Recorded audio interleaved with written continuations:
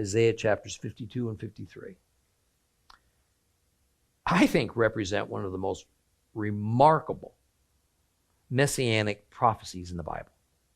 And you know, it's been taught thusly in Christendom since the first Jewish believers emerged. Matthew essentially identifies Yeshua as the suffering servant, which is one and the same as his being God's servant. So Matthew is connecting Christ's works of miracles with him being God's servant. Clearly, the crowds following Yeshua did not make that same connection. And Judaism in general, to this day, does not either. Now, Judaism either denies the messianic nature of Isaiah's words, or they say this doesn't pertain to Yeshua of Nazareth. Now, especially the Orthodox will claim that Judaism does not, never has seen Isaiah 52 and 53 as referring to anything but Israel herself. That is, Israel, the people, are the suffering servant, not a Messiah. But in fact, a number of rabbis from the past have recognized the messianic nature of these words, and they've written about it. There are many I could draw from, but here's a small sample. In Midrash Tehillim, Psalm 16:5, we read this portion. Rabbi Levi taught in the name of Rabbi Edi. Suffering is divided into three portions.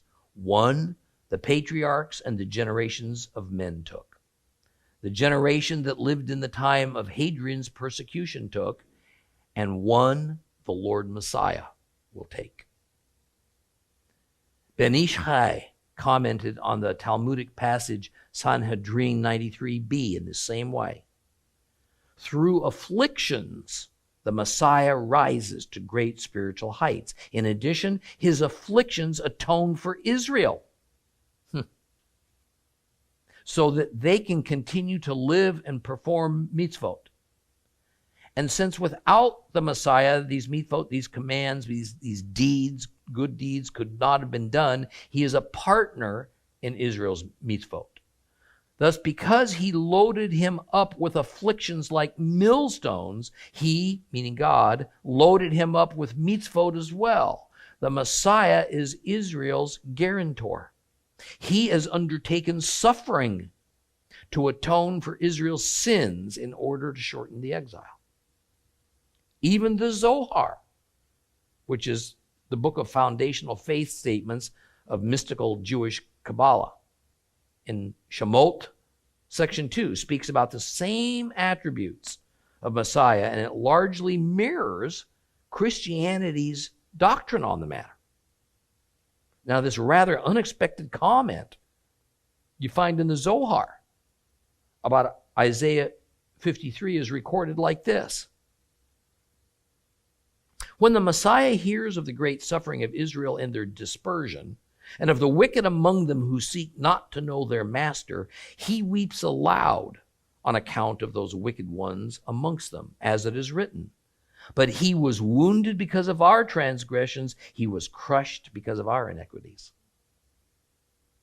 The souls will then return to their place. The Messiah, on his part, enters a certain hall in the Garden of Eden called the Hall of the Afflicted. And there he calls for all the diseases and pains and sufferings of Israel, bidding them settle on himself, which they do. And were it not that he thus eases the burden from Israel, taking it upon himself, no one could endure the suffering meted out to Israel in expiation on account of their neglect of the Torah. So Scripture says, surely our diseases he did bear, etc.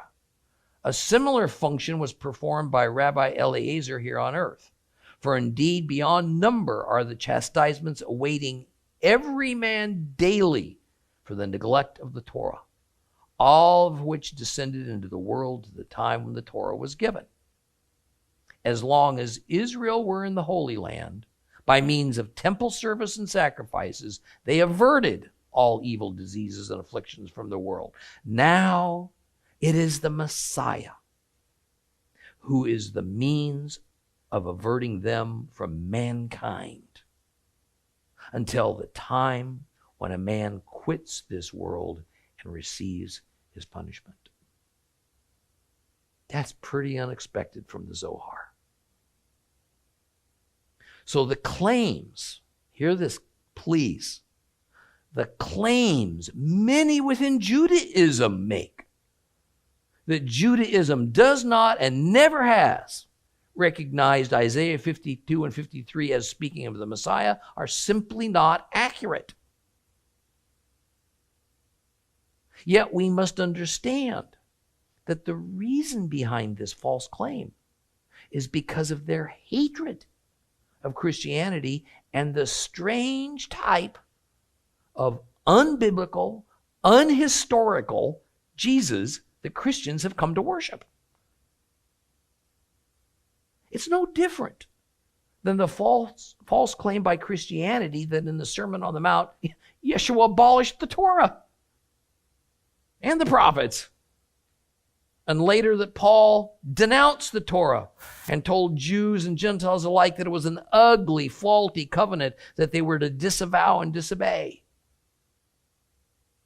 See, these false claims are made because of the writings of the early church fathers who fomented hatred of the Jews, and thus an insistence that all things Jewish, especially the law, must be denied and shunned in time, even the entire Old Testament.